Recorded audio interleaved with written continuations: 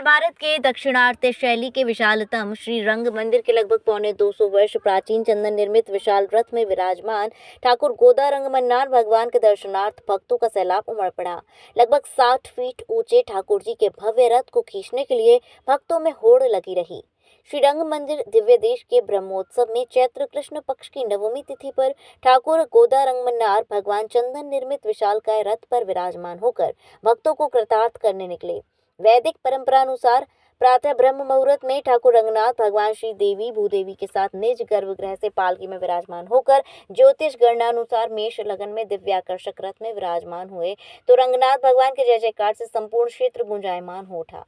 तदुपरांत वैदिक रीति रिवाज से मंदिर पुरोहित विजय किशोर मिश्र व गोविंद किशोर मिश्र ने वेद मंत्रों का उच्चारण कर पूजन वंदन किया। लगभग 1 घंटे की पूजा प्रक्रिया के बाद जैसे ही 7 कूपे का धमाका व काली के स्वर ने रथ के चलने का संकेत दिया, भक्तों का उत्साह दुगना हो गया। रंगनाथ भगवान के जयकारे लगे, विशालकाय रथ को खींचने की होड़ सी लग गई। मध्यांत रथ बड़ा बगीचा पहुंचा, जहां विश्राम के उपरांत रथ मंदिर के लिए रवाना हुआ।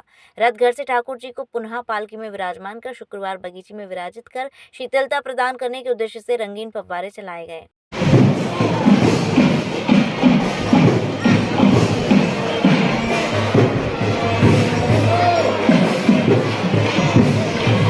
लगे हुए हैं सफाई कर्मचारी विभाग बंद करने की व्यवस्था है। बहुत बहुत धन्यवाद उनके लिए।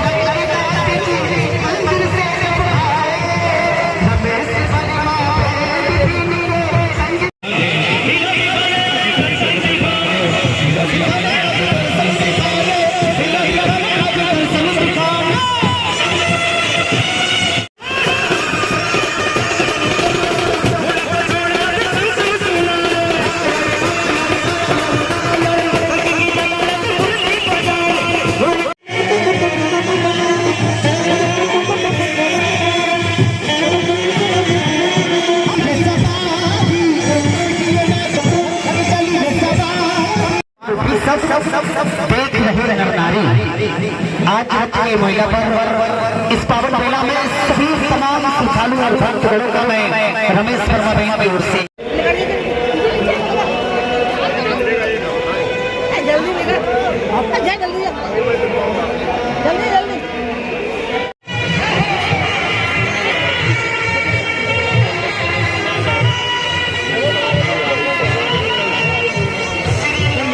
रंगनाथ की रथ यात्रा क्या महत्व है इसका, कितनी पुरानी परंपरा, कैसे निकाला जाता है? श्री गोदा रंगमन्नारम राधा कृष्ण स्वरूपकम सर्वाभीष्ट प्रदम वंदे वंदनीयम सुराधवी।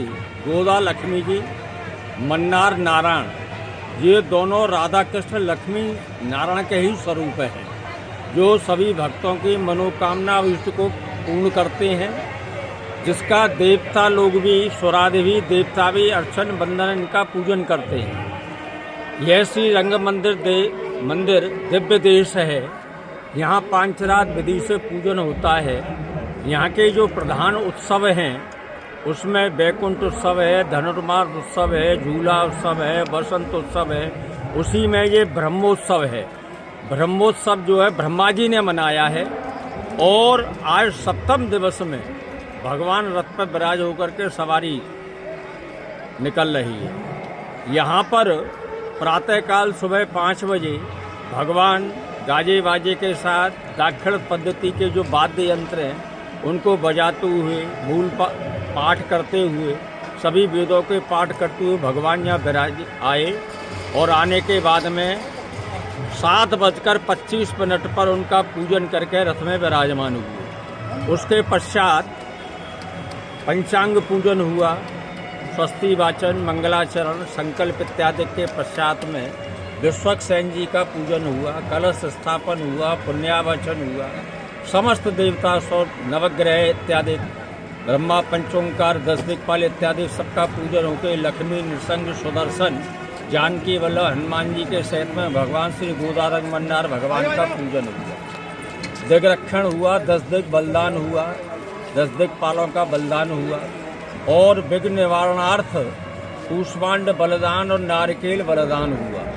उसके पश्चात में भगवान की आरती, पुष्पांजलि, प्रदक्षिणा इत्यादि करके उसके पश्चात में रथ की यात्रा सुबह 7:15 बजे प्रारंभ हो गई। यहाँ से रथ यात्रा प्रारंभ होकर के अब यहाँ से प्रारंभ होकर के बगीचा जाएगी। बगीचा में ठंडाई का भोग लगेगा। 1 घंटे में विश्राम के पश्चात में, राजभोग के पश्चात में रथ सवारी वहाँ से पधारेगी। पधारने के बाद में यहीं रथ मंडप में आएगी। आने के पश्चात में यहाँ से भगवान की सवारी का पुनः श्रृंगार आभूषण। कितनी पुरानी प्राचीन परंपरा है ये? और रथ की बात करें तो कितना पुराना? 80 वर्ष हो गए इस परंपरा को होते हुए। रथ की बात करें तो किसका बना हुआ है ये? कितना वजन चंदन होगा? की लकड़ी का बना हुआ है।